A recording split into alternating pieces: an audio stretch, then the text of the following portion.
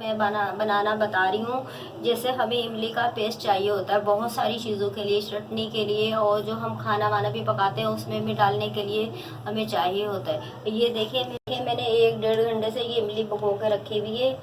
और इसका जो ना हम पेस्ट बनाएंगे। पेस्ट बनाने के बाद ये इस तरह के डब्बे होते हैं, ये इसमें हम जो ना सेव करके फ्रिज में रख दें तो बहुत आसानी से ये डब्बे मिल जाते हैं।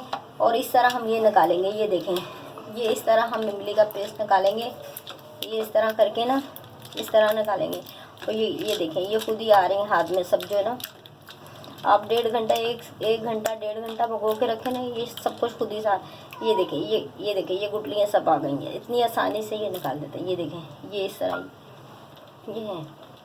आप इस तरह ये पूरी गुठलियाँ पकड़, उनको हाथ से थोड़ा सा मसल के, और ये आप ना हाथ से इस तरह निकाल के और इस तरह यूँ थोड़ा सा दबा के ये आपने गुठलियाँ सारी फेंक देनी है।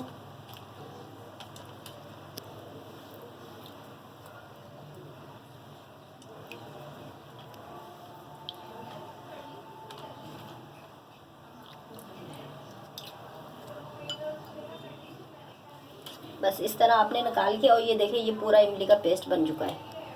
ये इसमें बरनी में आप डाल के फ्रिज में आप फ्रीज कर सकती हैं। ये देखें, आपको चटनी के लिए चाहिए, आपको किसी चीज़ में भी आपको अगर डालनी है तो आपका ये पेस्ट बना हुआ आप बहुत आसानी से जो है ना खाना बना सकती हैं, चटनी बना सकती हैं। ये देखें, ये इस तरह ढक्कन बंद करके ये इस तरह ये देखें, ये पूरा ढक्कन बंद हो चुका है। ये इस तरह का आप फ्रीज कर सकते हैं।